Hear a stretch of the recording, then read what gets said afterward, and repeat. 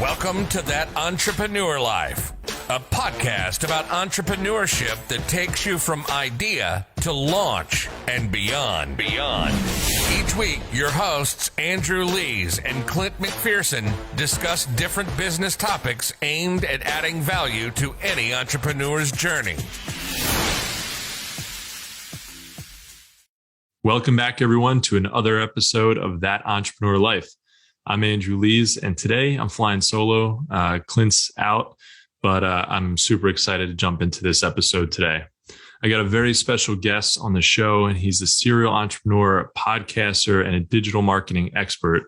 He wrote an ebook called Carrying the Fire, and he's passionate about helping businesses stand out from their competition. Before I introduce our special guest today, I want to remind you to subscribe to our podcast and to our mailing list through our website so you don't miss out on all the free resources we have to help you start and grow your business. With that said, I'd like to welcome our special guest, 𝘁𝗵𝗵𝗏 to the show. How's it going today, man? I'm doing good, Andrew. Thanks for having me on, man. Absolutely. Yeah, real pleasure to have you on. Excited to get into this. So let's just jump right in. Can you take us back to when your entrepreneurial journey started? And what is it about entrepreneurship that really gets you fired up? So I had taken a break from college to come home and make some money. And I had gotten out of school and I just kind of floated along, right? And I just remember one day just driving to work, silently crying to myself because I just hated my life, right? Yeah. I'm working a shovel all day. And I had always just really thrown myself into things, music and sports and whatever. And now I'm like this, adult, and I just was empty. And it wasn't until I got the right encouragement from the right people that I started an LLC.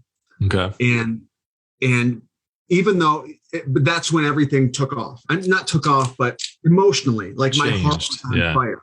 Where it was like, it was, endless 12-hour days of passing out flyers.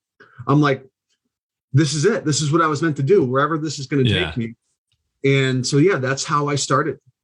Okay. I was so angry that no one in my family told me to do that. You know what I mean? Where it's like, this is it. Like I'm eating, ramen noodles every day, but this is it, Yeah. I mean, I think I can definitely understand that. And I wonder if behind that feeling, behind that excitement about doing that, because you just kind of pointed out without saying it that it's not easy and that there's a lot of hard work, but it sounded like you were really almost like excited about that hard work, excited to just pound pavement and do what you had to do for your business. Yeah. Well, when I realized, my destiny was in my own hands, that was kind of freeing. Yeah. Because I had had so many crappy jobs, right? But the things I was passionate about, those were the things I was super successful in. So, yeah. Yeah, exactly. And I think for me, the thing that gets me the most excited about entrepreneurship and business in general is having that potential. It's the potential of doing better every day, every month. So there's really no limit, or, there's, I guess at some point there's some theoretical limit on every business, right? But the limit is so much higher than if if you are an employee working for somebody else. Not that it's anything like, I'm not, definitely feel like entrepreneurs sometimes get a bad reputation for just dumping on, being an employee. But look, I think that potential. I've got a lot of close friends that make great money, way more money than I do, but they have nowhere near the level of freedom.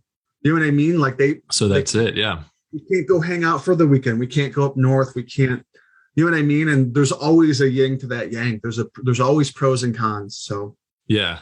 And do you ever think about, cause I do this too. Do you ever think about, where they are? And some days you're like, man, I could care less anybody's making any more money than me, but I'm just on doing my thing. But then some day, other days I'm like, ooh, going through this whole entrepreneurial journey, there's days where I'm just like, almost wish that I had that structure, that I was, in one of those jobs, like a finance job where I'm just making tons of money and I had been in it for years and, I'm already well established. And then like, as soon as I have that thought, it clicks me back into like, well, that's great, but my potential, like I'm building something for the future. So I'm building something with equity, just like a home, except a million times better.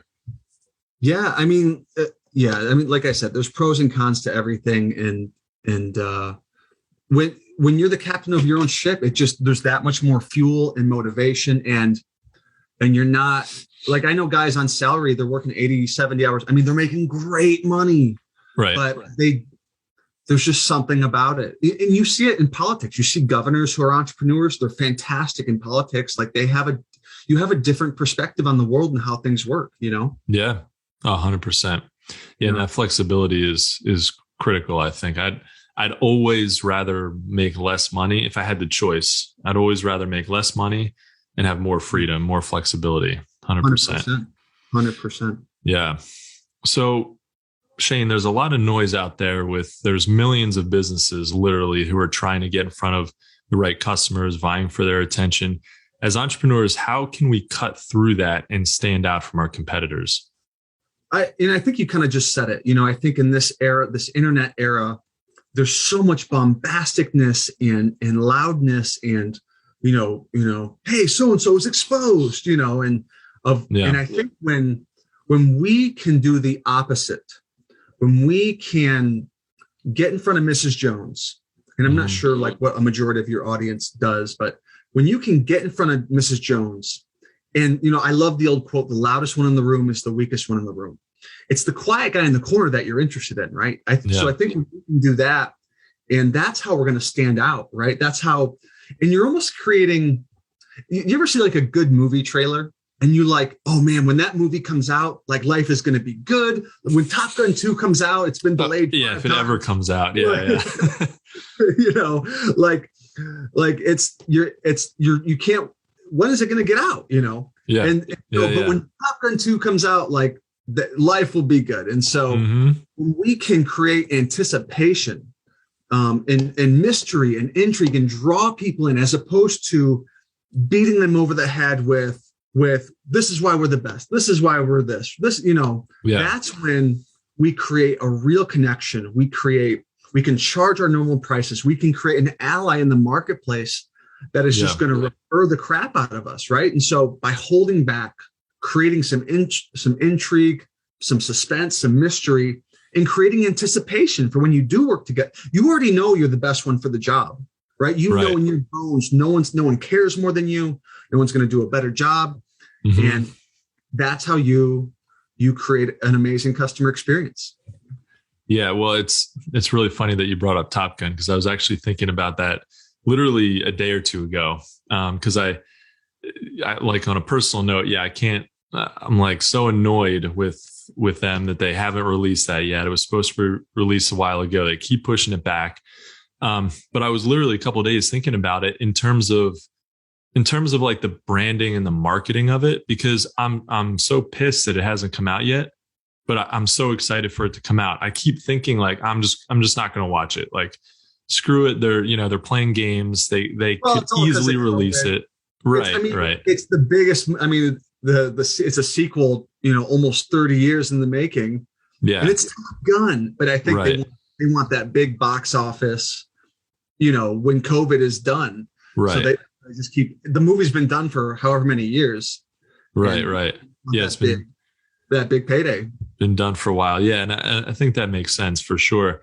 But I'm like annoyed on one hand. And then on the other hand, I'm like, I still can't wait to see it, So, and I was thinking about how that, relates to like business and marketing, and with, why do I, even though I'm like any other movie, if it was a new movie and they were and they just kept delaying, it would have to be they would have to have a really good story to hook me in, to want to be that excited about a movie that I knew nothing about, because it's Top Gun. There's history there. It's a sequel. I know the first one was amazing. Even if the second one's not amazing, I can't wait to see it because that history. But, it's kind of interesting when we're starting from scratch, how do we create that same amount of anticipation and excitement? And maybe it's with really good storytelling. Yeah, I think when, we're all so bogged down in our daily riffraff, our daily stuff. And when we can have something that comes along that pulls us out of that, our daily, we all have it. We all have some unrealized potential or broken dreams or just the daily monotony of life that when something can come along and take us out of that, or potentially could take us out of that, that's when it's like, and I think that's what we need to offer our customers. We offer them an experience, right? And I used to tell our guys, we want to be like a good song. They might not know the words or the lyrics. They just like the way the song makes them feel. And when you can create an experience that is like that for your prospects and your customers, that's when you can charge the prices that you're worth. That's when you can have referral machines in the marketplace, the reviews you want, whatever you need. I mean, the favors that people do, like the cool things, I think. Yep. Yeah, I totally agree. And I think it's important to focus on that. It's really difficult sometimes because, you're just talking about how we're all bogged down. Even in business, we're bogged down with a lot of different things we have to do. And there's things we have to execute on every day. And those tasks can sometimes take us away from the creativity of our product or our service. And I know I struggle with that, where I'm just like, man, I need to see results. I need to be sort of like, I start getting kind of robotic about it. And I forget to put the creativity and the emotion into it. And, really, I forget sometimes to really connect with my customers and potential customers too. And, we do that with ads and with content, and, and it's just really important to really focus on that, because it's never been easier to get in front of people online, right? Than, 20, 30 years ago, you're trying to get in front of people offline. It was a lot more expensive, a lot more difficult. And, you're talking about physical advertisements. Now it's there's so much that's digital and trackable and all this really cool stuff. But because, like, I was actually just about to run a Google ad for my business, I can get that set up in 5 minutes. I can run a Google ad in less than that, really. But is it going to convert? That's what separates. And I know that I have to put a lot into my copy, my, hook. Like, how am I convincing somebody that I know how to solve their problem? I can help solve their problem. And then once they get to my landing page, they're not like, what the hell is this? So it's super important to connect all those dots all along the way. And I think that's probably what separates the successful ones from the not successful ones. Yeah. And I think when a lot of times, especially when it's stressful or we like really need that new customer, we start to focus on how we feel and whether we're nervous or we're like, we start selling, we start hard selling. This is why we're the best. This is why we're this. This is why we're this. But when you can get in front of Mrs. Jones and instead of looking inward, look outward. Yeah. Focus on even from every touch point of the customer journey, right? Whether they call to inquire about your services or email, when you can focus on how they're feeling. I come from the invisible fence world. That's in the past, but I remember the name of her dog. We write it down, the breed, and learn some cool fact, some really cool unknown fact about that breed. Okay. Or Mrs. Jones just moved in from out of town and she's tired and she's stressed and she's a single mom, offering value that is going to pull them out of their riffraff. They don't care about you. And whatever that is, when you come outward and provide whatever that is, that's when you're doing it, in my opinion. When you can off-sell. When push comes to shove and hey, are you legit? Are you competent? Do you have reviews? Are you certified? Whatever that is. Okay, then you can answer those questions. But I think you should save that as the last resort, in my opinion. Yeah. Oh, I love it, man. So we're talking about how to get in front of or what to do to differentiate ourselves from our competition. Quick question, organic traffic or paid ads? What do you like better and why? Well, for me, I came from such a cutthroat world that I couldn't run paid ads. Okay. From Too expensive? No, from fraudulent clicks. And there's even like, there's a number of specialized softwares out there that will protect you from that. Yeah, I've seen those. They're not legit. It didn't work for me. Really? So okay. I was all about the organic. I built a company off of organic ranking and referrals. So we had an airtight referral system that just did wonders for us. Referrals are the best type of customers to get. There's no customer acquisition cost. You can charge, their friends and family have already vouched for you. They love you. So you can charge your normal premium prices. And as far as the market, so I was all in on organic rank. So we ranked very well organically. To this day, we do. Yeah, I'm 100% with you. I think paid ads, if it's not in that cutthroat environment, if you're not getting, like if bots aren't wasting your money and your clicks, then, and you're getting like really legit clicks, I think advertising is great because you can test things out. You can test different keywords and see what the value is of different keywords and what maybe you should then focus on with your content, right? And you can test out different landing pages. There's a lot of testing you can do. You can get traffic quickly, you can get business quickly, but it's not sustainable long-term because I don't like the fact that once you turn off those ads, you're done. Your business can drop off a cliff very quickly. I mean, if there's a lever that you can pull that's going to print you, for every $1 you put in, you get $6 back. Yeah. If that lever's there, I would use that lever. Sure. I wish I could run Google ads. With my main old business, I wish I could have, but I couldn't. Right. You just got to get way more creative. But I think if it works for you, go for it. There's some testing there. You might have to burn a little cash at first, but if it's there, hey man, pull that lever. The organic will always be there. The referrals will always be there. But if you've got a lever that's going to print you money, name the thing: Home Advisor, Angie's List, Facebook ads, pay per click. Use it. I say use it. Yeah. Yeah, no, I definitely agree. So how did you know that your clicks were malicious or, scam clicks? Not scam clicks, but you know what I mean? I mean, because it was like a 0%, zero conversion. Return. Yeah. I mean, our website was legit. All the correct call to actions were there. Right. It worked great on mobile. And a lot of the clicks were mobile clicks really early in the morning. They just eat up our budget. So it was pretty clear it was a targeted thing. And so, but I came from the invisible fence world, which it's a one-time service. Once you have an invisible fence installed, like that's it, as opposed to window washing or whatever, where it's like, you can get your windows washed and your house washed and, all that done 3 or 4 times a year. Yep.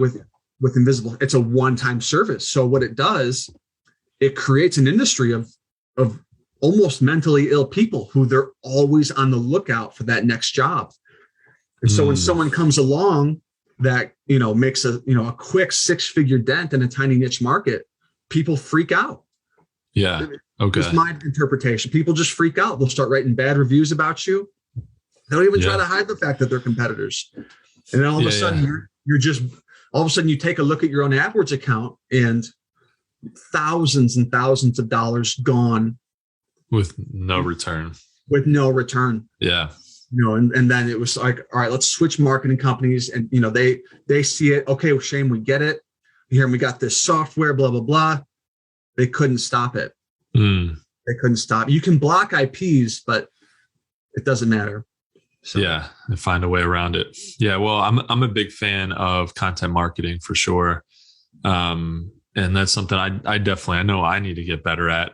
But then affiliate marketing is incredible. And I feel like that's sort of in between at paid ads and content, where content takes a while. It takes months, looking at like 8 to 12 months to start really ranking and start really getting that organic traffic. Ads are, but it's relatively inexpensive, although you're either spending a lot of time writing the copy or the content, or you're having somebody else do it and you're paying them. So it's not free.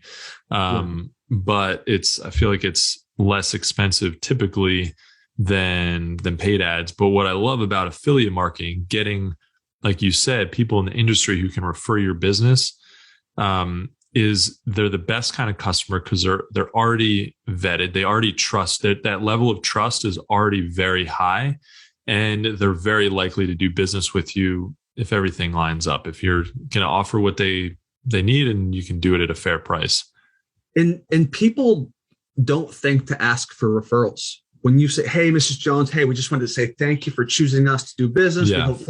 Hey, just so you know, we are a small family-owned business. If you know anyone who could use our services, send them our way. I promise we'll take great care of them. Boom. Yeah. When you can stay top of mind, come Christmas, come Thanksgiving, come whenever, or just maybe a reminder they could use your services, whatever. But when people want to refer you, they just don't think to do it. Right. Yeah. Mm-hmm. When you can kind of switch it up, it's free money.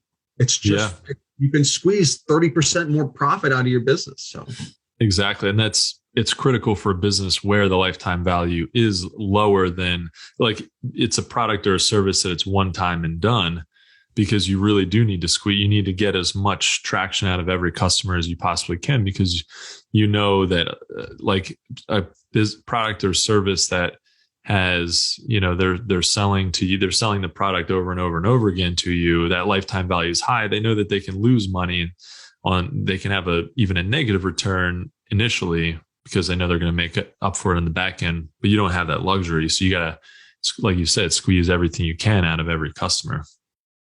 Yeah. Well, I'm just saying it's kind of money that's on the table that people just don't.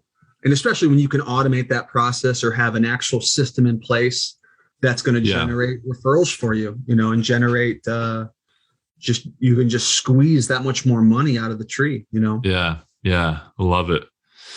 So yeah, Shane, what is the biggest mistake that you see with your clients? What's a mistake that they're making the most, and why is that?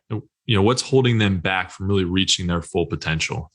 The biggest mistake I see with my clients, gosh, I would say not being able to stand out.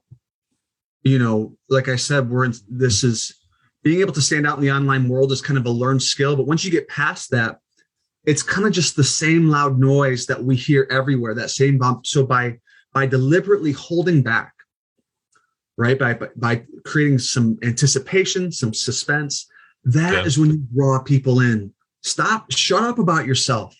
Like if when push comes to shove, if they're gonna, really grab you by the throat, all right, start selling. But you already know you're the best one for the job, right? And that's when you can really create connection and generate revenue, in my opinion. I'd say that's the biggest mistake. Shut up and look outward.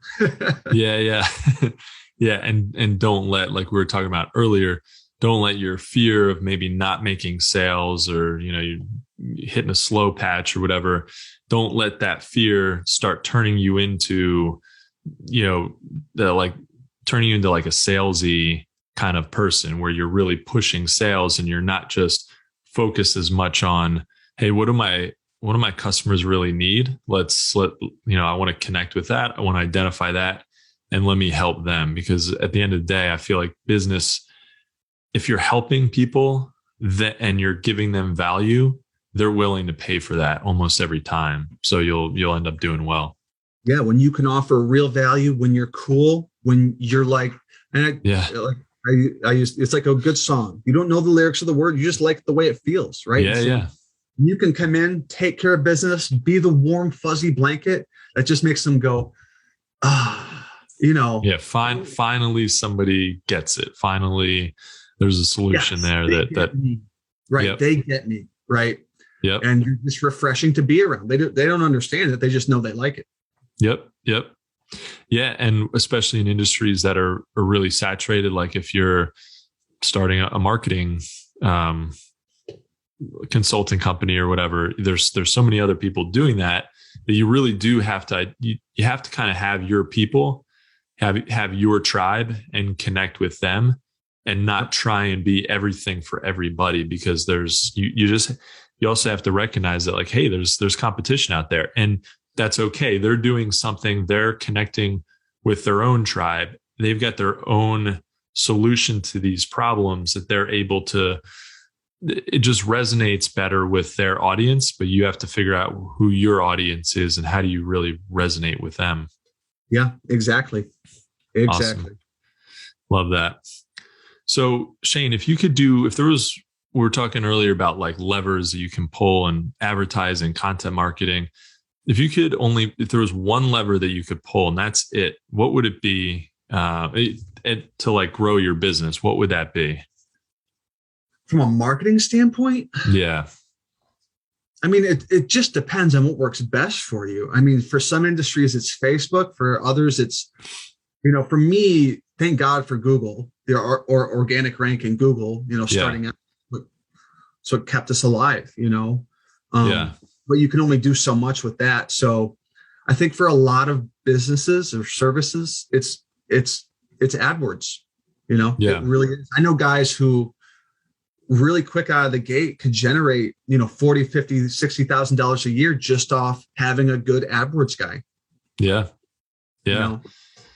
Definitely. A lot of money really quick. And if there's too much work that flows in, raise your prices, right? Up your game, raise your prices. You'll start to weed out the more cheaper people, and just go from there, man. I've seen it so many times with friends where they just are killing it within year one, year two, just off AdWords. Yep. And it's quick. And if you can get that return relatively quickly, I mean, there's going to be some kind of a lag in the beginning. You've got to nurture leads. You're not necessarily just going to convert people. Your conversion's not going to be as high as it ultimately is once you've established yourself, once you've run some ads for a little while, and once you've retargeted and done all the right things. But it's so much quicker than other marketing methods. But I still do love content. What's with your content strategy?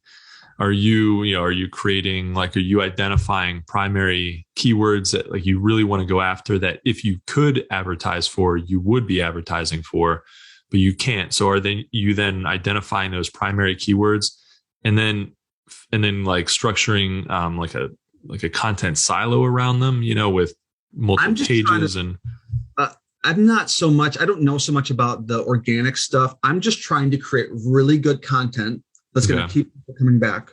Yeah. And so I've been able to grow my own following, okay. Yeah. Just and really working on, catchy headlines and stuff like that, to where it's like, so just my focus is just on really offering huge amounts of relevant value. That's my thing. So I love it. Yeah. I think you can really get wrapped up in all these and all the minutia of organic ranking and how to do it.